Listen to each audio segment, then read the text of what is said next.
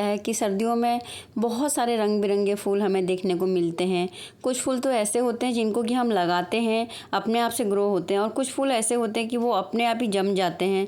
जैसे ही उनका मौसम आता है तो हर साल वो अपने आप जम जाते हैं। उनकी बहुत ज़्यादा केयर भी नहीं करनी पड़ती और देखने में तो इतने सुंदर होते हैं कि आप उनको देखते ही रह जाएंगे। हमारी कॉलोनी में भी जो लोग जाते हैं ना, रास्ते से गुजरते हैं, वो इन फूलों को देखते रह जाते हैं। तो आज मैं एक ऐसे फ्लावर के बारे में बात कर रही हूँ जो कि बहुत ही खूबसूरत है, और वो भी एक हिबिस्कस है। जैसा कि आप जानते हैं हिबिस्कस की बहुत सारी वैरायटी होती हैं। वो भी एक हिबिस्कस है जो बहुत ही खूबसूरत होता है। वो परमानेंट फूल नहीं होता है, लेकिन आप उसको परमानेंट भी बना सकते हैं। तो हेलो दोस्तों, कैसे हैं आप सब? आशा करती हूँ आप सब अच्छे होंगे। फ्रेंड्स, मैं भी अच्छी हूँ और एक नई वीडियो के साथ आपके सामने आई हूँ। आज मैं आपसे बात करने वाली हूँ कैरनबेरी हिबिस्कस के बारे में, जो कि नॉर्मल हिबिस्कस से अलग होता है। फूल तो बहुत ही खूबसूरत होता है और कलर भी इसके बहुत ज़्यादा नहीं होते हैं। मैंने एक ही कलर देखा है, और जो एक ही प्लांट है वो बहुत सारे कलर बदलता रहता है। और उसकी पत्तियों का जो कलर होता है ना, वो भी जैसे आप सेमी शेड एरिया में रख देते हैं तो अलग हो जाता है, अगर आप उसको धूप में रख देते हैं तो अलग हो जाता है। तो इस तरह से उसका जो पत्तियों का कलर है वो भी चेंज होता रहता है, और जो फूल अपने को चेंज करता रहता है।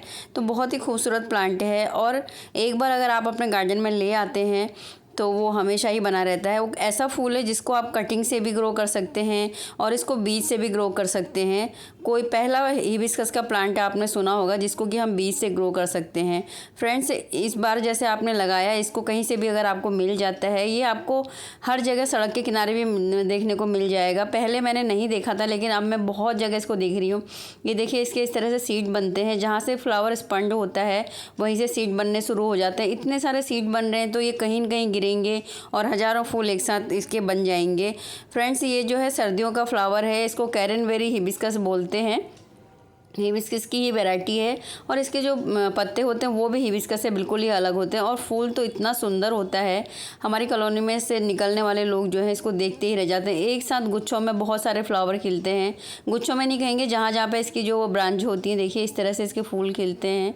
और अगर आपने ज़मीन में लगाया है ना तो ये बहुत ही ऊंचा चला जाता है, और ऊंचाई पे जाके फूल खिलते हैं। तो जो लोग सड़क से चलने वाले होते हैं वो देखते ही रह जाते हैं इन फूलों को। और कितने लोग तो हमारे यहाँ से मतलब इसको फूल को ले भी जाते हैं, बोलते हैं इसकी कटिंग दे दीजिए, इसके बीज दे दीजिए।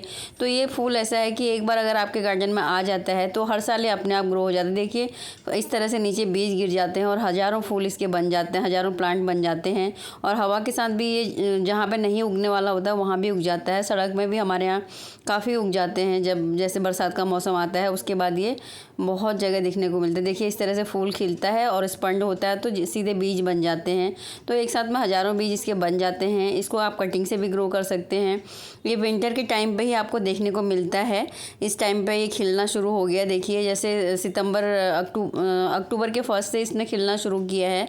सितंबर में नहीं खिल रहा था। और इसके जो प्लांट होते हैं इसको आप परमानेंट भी बना सकते हैं। वैसे ये जो प्लांटें हैं परमानेंट नहीं होते हैं, ये ख़राब हो जाते हैं, क्योंकि हिबिस्कस जैसे बहुत मोटा और उसके जो ब्रांचेज होती हैं बहुत स्ट्रॉन्ग होती हैं। तो इसकी जो ब्रांचेज होती हैं वो बहुत ज़्यादा स्ट्रॉन्ग नहीं होती हैं, और बहुत आसानी से वो टूट भी जाती हैं। और जो पानी वानी में होता है ना, जब बरसात का टाइम होता है, वो ख़राब भी हो जाती है। और इसकी जो पत्तियां होती हैं थोड़ा सा मतलब कहना चाहिए कि स्मूथ नहीं होती हैं जैसे और फ्लावर की होती हैं और हिबिस्कस की होती हैं। थोड़ा सा अगर आप हाथ लगाते हैं ना तो आपको गड़ेगा, ये चुभेगा, मतलब इसमें कांटे टाइप के होते हैं। और इसकी ब्रांचों में भी कांटे से होते हैं जो कि हमें हाथ लगाने से चुभते हैं। और देखिए इतनी सारी कलियाँ इसमें बनती हैं एक साथ में, और फूल खिलते हैं, उसके बाद स्पंड हो जाते हैं। तो बहुत सारे बीज इसके गिर जाते हैं। अगर आप इसको परमानेंट बनाना चाहते हैं तो बरसात में ऐसी जगह पर लगा दीजिए जहाँ पर कि ज़्यादा बारिश का पानी नहीं रुकता हो। और जो गर्मी है ना, गर्मी में भी आपको इसको बचा के रखना है। जैसे गमले में आपने लगा दिया है, सेमी सेड एरिया में रखते हैं तो ये थोड़ा बच जाता है, ख़राब नहीं होता है। और बरसात के पानी से ये ख़राब हो जाता है। और ज़्यादा गर्मी में भी इसको सेमी सेड में रख देंगे तो आराम से ये बच जाएगा, परमानेंट प्लांट बन जाता है। इसकी कटिंग अगर आप लगा के रखते हैं ना, 4-5 कटिंग एक साथ लगा दीजिए, मतलब जैसे एक ख़राब होता है तो दूसरा बच जाएगा। ये देखिए बहुत ही सुंदर कलर होता है और बहुत ही प्यारा लगता है जब खिलता है। ये 2 दिन खिलता है, जैसे सूरज की रोशनी के साथ खिलता है और शाम को फिर बंद हो जाता है। दूसरे दिन फिर से ये खुलता है सूरज की रोशनी के साथ में और उसके बाद शाम को बंद हो जाता है। उसके बाद ये दूसरे दिन के बाद ये नहीं खुलता है, उसके बाद ये स्पंज होके नीचे गिर जाता है। तो ये जो फूल है बहुत ही खूबसूरत लगता है। मेरे घर में लगा हुआ है तो मैंने देखा है कि ये 2 दिन के लिए खिलता है।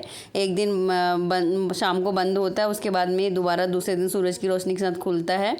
देखिए इसकी पत्तियों का कलर भी चेंज हो जाता है। जब हम धूप में रखते हैं तो इसके पत्तियों का कलर थोड़ा चेंज हो जाता है और जब छाया में रखते हैं तो इसकी पत्तियों का कलर जो है ग्रीन भी हो जाता है। तो कहने का मतलब वैसे धूप में खिलता है। सभी पौधों के लिए धूप की ज़रूरत होती है। नॉर्मल हिबिस्कस होता है उससे बिल्कुल ही अलग होता है। जैसे वो नॉर्मल हिबिस्कस में गुच्छों में फ्लावरिंग होती है, इसमें ऐसा कुछ नहीं होता है।